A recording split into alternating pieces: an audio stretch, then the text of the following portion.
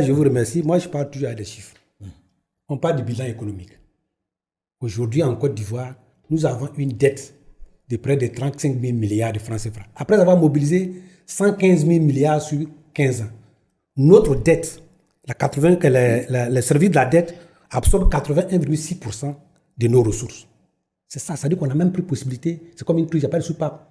Nous avons un taux de chômage, un taux de pauvreté qui est...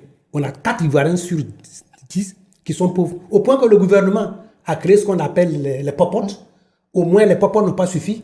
Aujourd'hui, on vient d'augmenter encore 70 000 ménages qui viennent d'arriver. Le pays, aujourd'hui, est classé par le GAFI, les pays les plus corrompus, et avec l'Union européenne sur la liste noire, le pays où il y a le blanchiment d'argent. Nous sommes 3e en Afrique où on a le suicide. Nous sommes parmi les pays où l'immigration est le plus développée. Oui. Ça, c'est le bilan.